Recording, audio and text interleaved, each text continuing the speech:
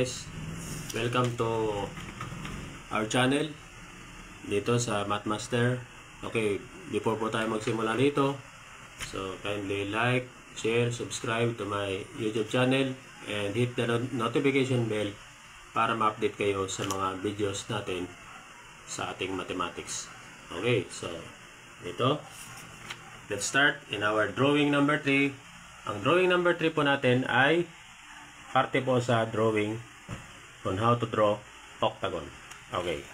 So, nalalaman po natin na ang octagon po ay 8 sides. Okay. So, ang 8 sides, ang instruction po dito, you're going to draw a regular octagon with side length of 3 cm. Okay, let's start. So, dito tayo. Guguhit muna tayo ng 3 cm. Okay, using our ruler, so dito tayo gagawa ng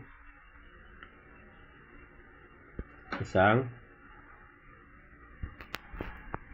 side, radius, na dapat po ay 3 cm. Okay, so nandito na po ang 3 cm. So, from this point to the other point. Okay. So, that is 3 cm. So, since nakagawa na po tayo ng length na 3 cm, so gagamit na po tayo ng compass again. Okay, so ang compass po natin ay itong gagamitin natin. Yung pointer nandyan, so adjust po natin yung compass. Okay, so compass is here. Okay, so yan, 3 cm na po yan. So ito na po yung 3 cm. So ano na po natin, ayusin po natin para at least natin. Malaman po natin na talagang 3 cm yan. Okay, so ito na po yung 3 cm. So, let's start to draw circle. Okay. So, ano po yan? Okay. So, yun. Nakagawa na po tayo ng circle. Okay, now, gagawa na po tayo ng octagon. Okay, so ang octagon po ay meron siyang 8 sides. Okay, 8 sides ang ating octagon. So, since 8 sides po ito, so ang 360, i-divide natin into 8 equal parts in order for us to have a regular octagon. So, 36 divided by 8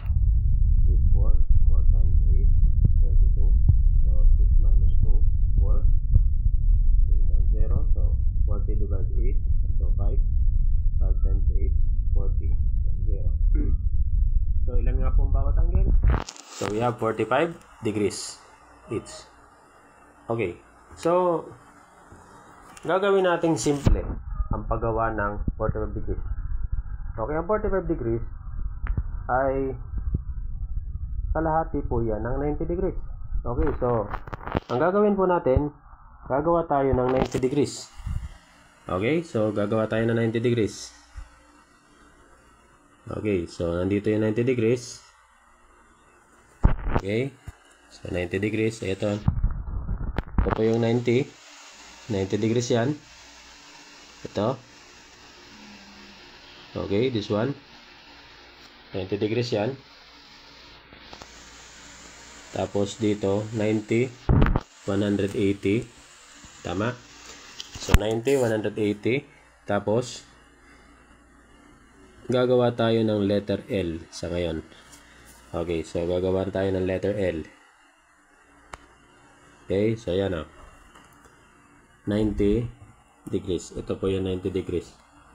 Ito. Yan.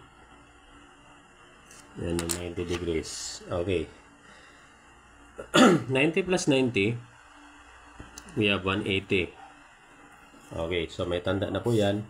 So, guguhitan na po natin yan para makagawa tayo ng 90 degrees. Ang 90 degrees, napakadali lang po, ay para siyang letter L. Okay, letter L. Yan. Okay, so dito, letter L pa rin. Yan tingnan yan. So, 90 degrees na po ba? Yan, 90 degrees na yan. Okay, yan po ang 90 degrees. Okay, so i-connect natin ito dito. Pero hanggang dito lang po yung side natin. Okay, so 90 degrees na siya. Okay, so since meron na tayong apat, so hahatiin naman natin yung 90 degrees. So napakadali lang. So ang kalahati ng 90 degrees ay 45 degrees. So gagawa na tayong 45 degrees bawat isa. Okay, so 90 degrees, 45 degrees, nandito po.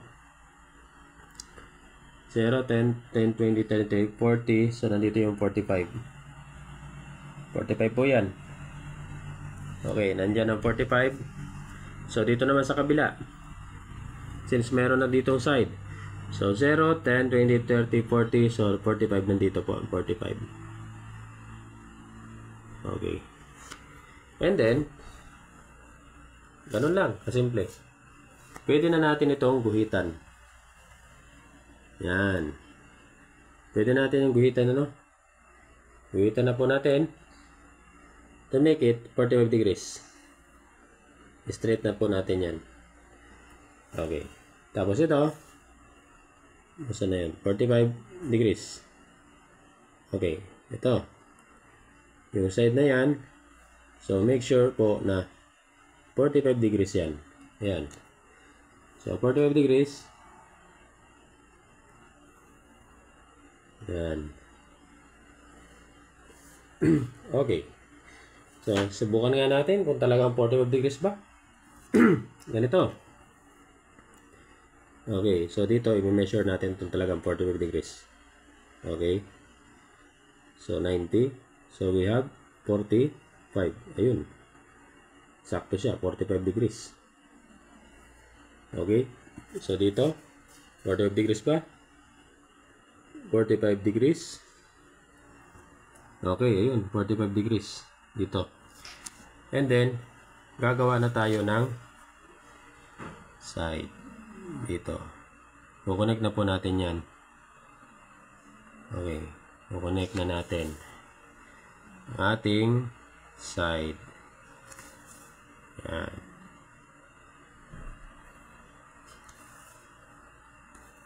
Connect na po natin ating side.